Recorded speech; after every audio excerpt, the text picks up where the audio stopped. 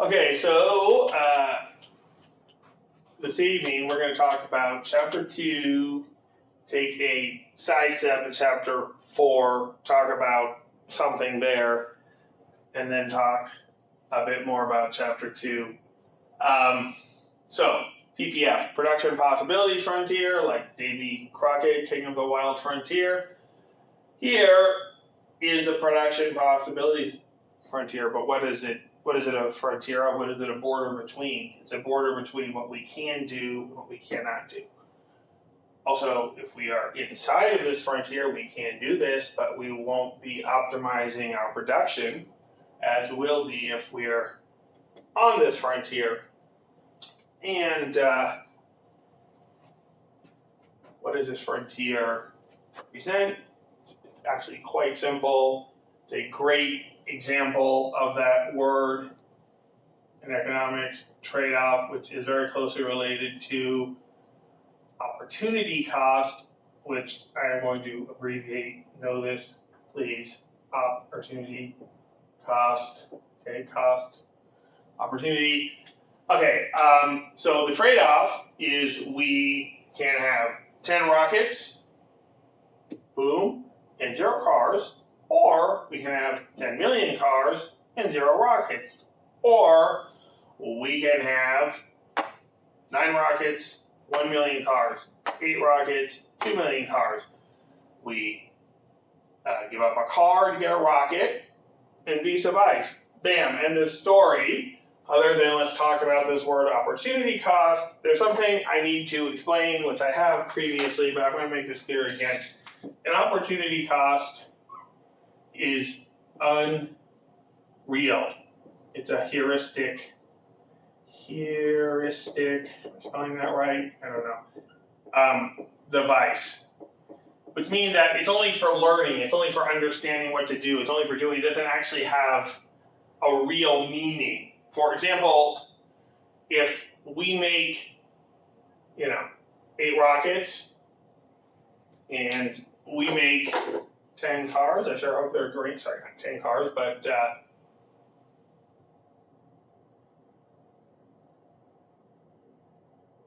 we make,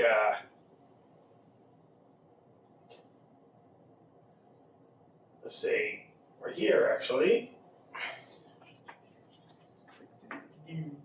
we make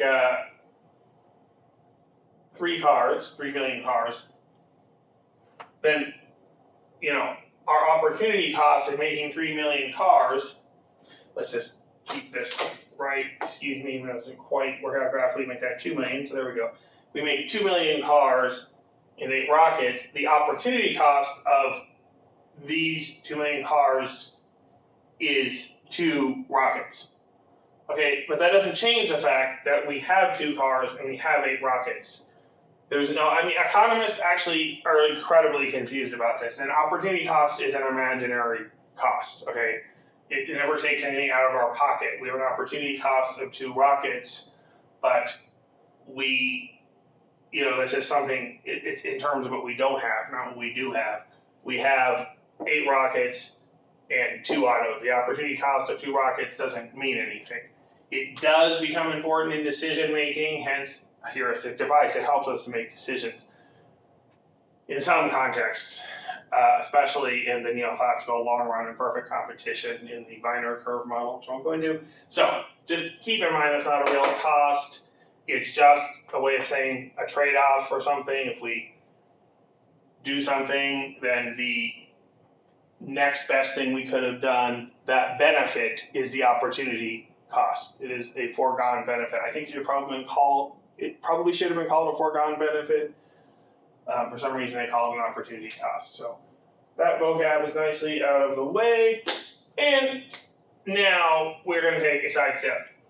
Could be better, just right, not possible. Could be better. Now this is a little different. Worse. And, I think I should do that in black pen. Boom.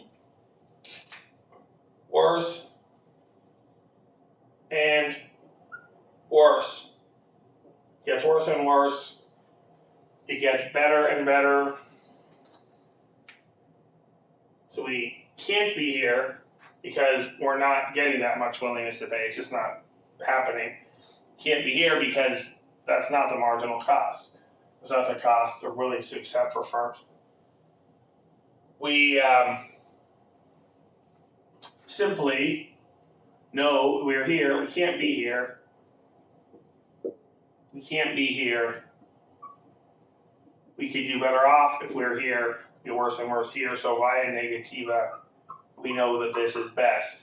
Now, you're probably wondering what this W is here, and why we don't have a little line, and why I'm not calling this, and this. So consumer surplus plus producer surplus equals welfare, not per se the checks that come in the mail or EBT cards to disadvantaged low-income families or individuals, but just well-being. So the consumers plus the producers are everybody. So their combined surplus is our combined welfare or social, which comes from the word society. It's society's welfare. Call it social welfare. I'm just going to call it welfare. It's clear from that context.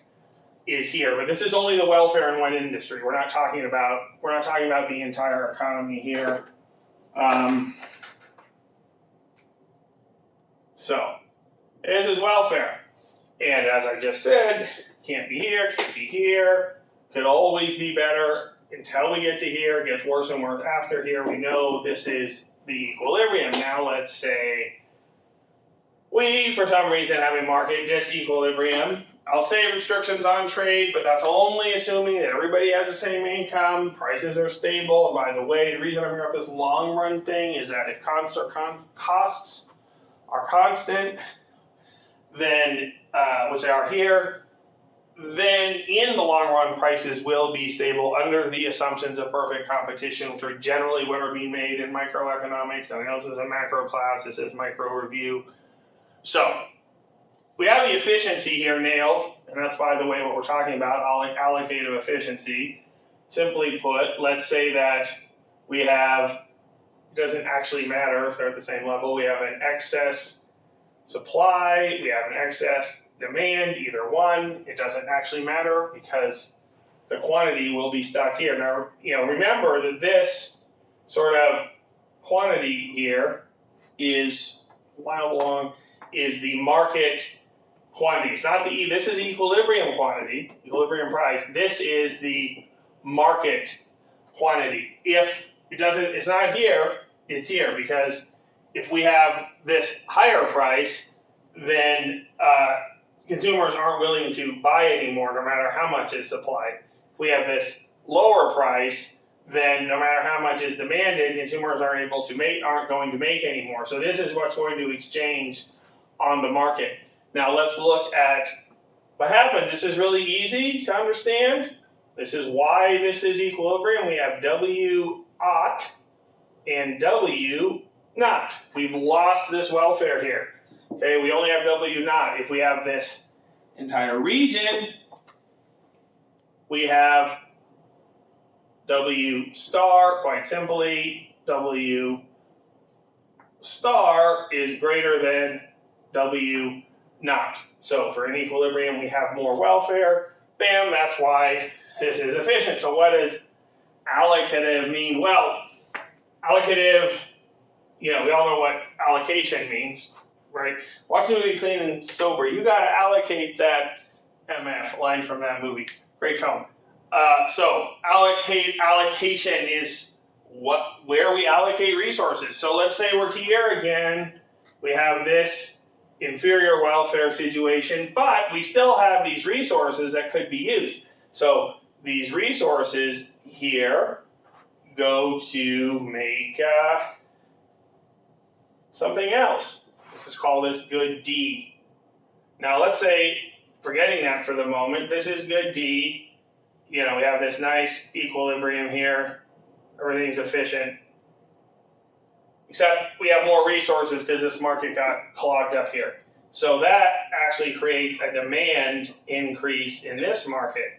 Now this is still, other things equal, this can still be an equilibrium. The problem is we have equilibrium for an inferior good. It's not an inferior good that demand goes down with income per se, but it is inferior.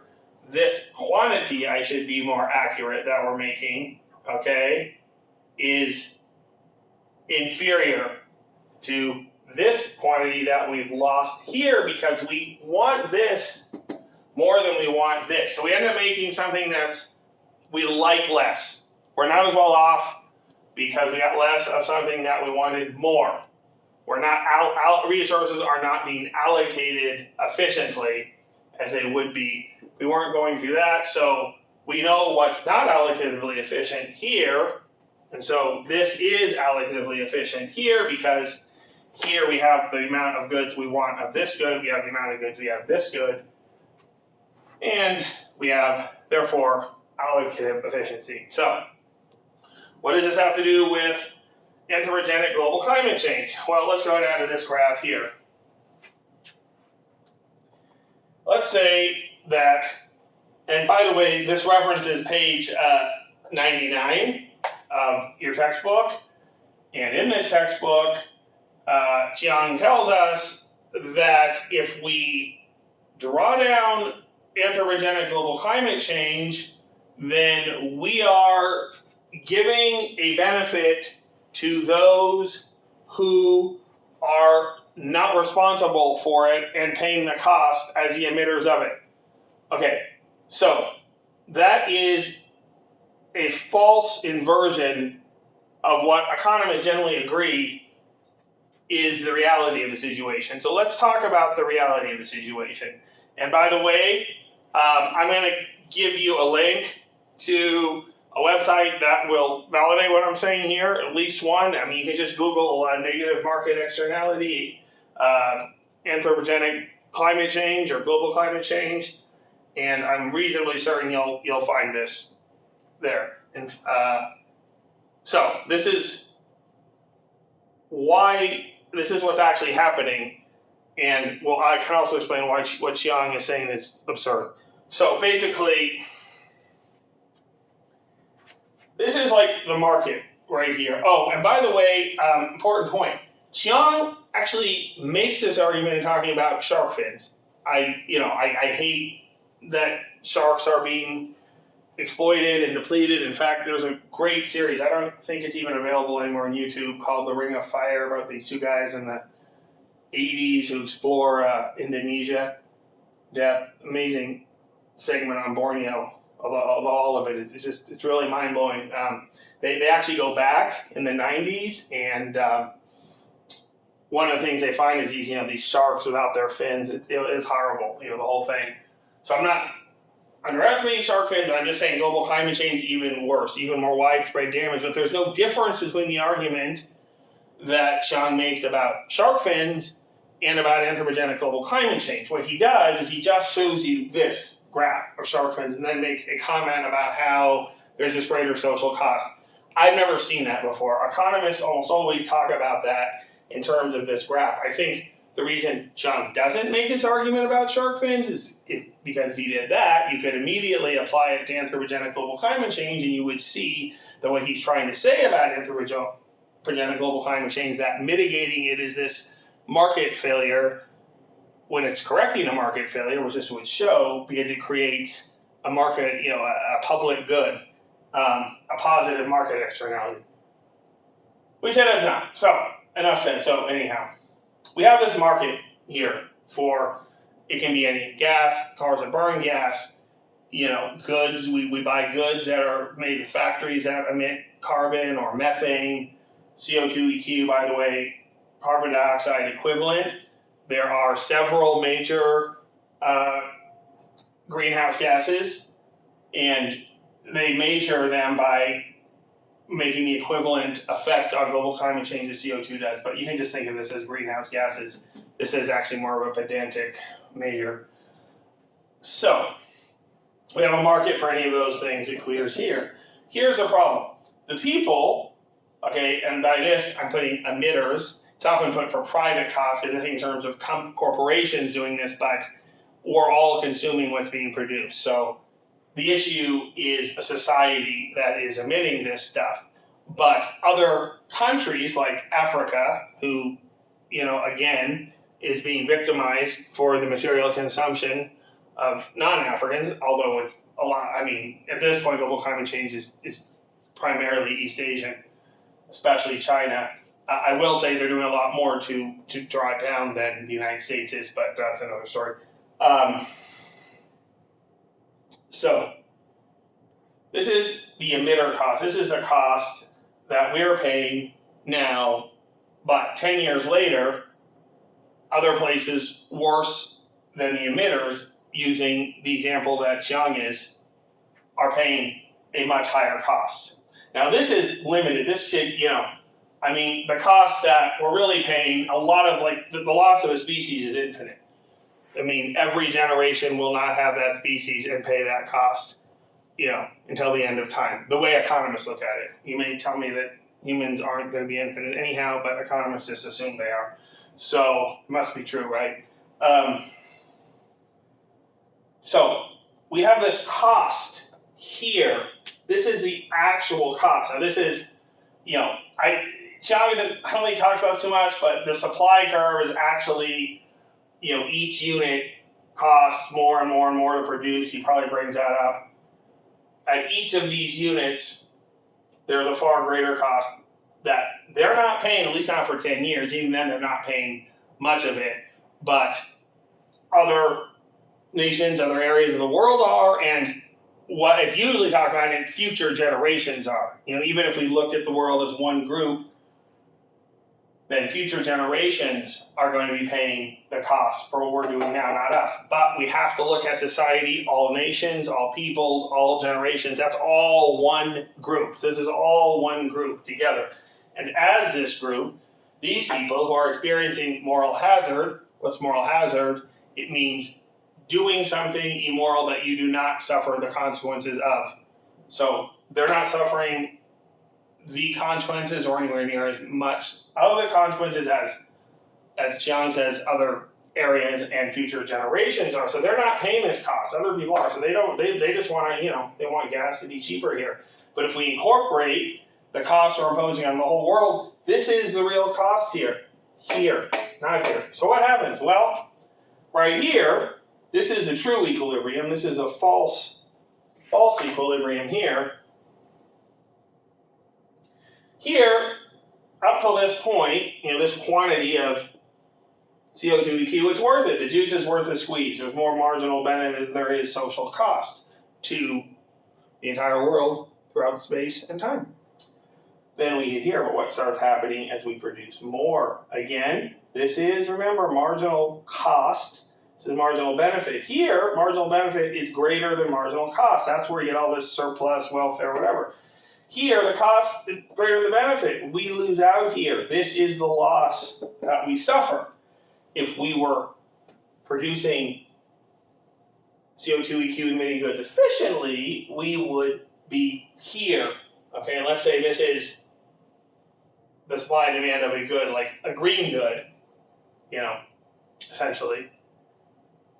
That would be here. But what happens is, we're producing out here, resources are going to this, they're not going to this, so we're producing less of the green good, more of a brown good, but this comes at a greater cost than society actually wants to pay. There's more cost in global climate change damage than there is benefit from it. And those resources would be better used to produce more green goods that give us additional benefit without the cost.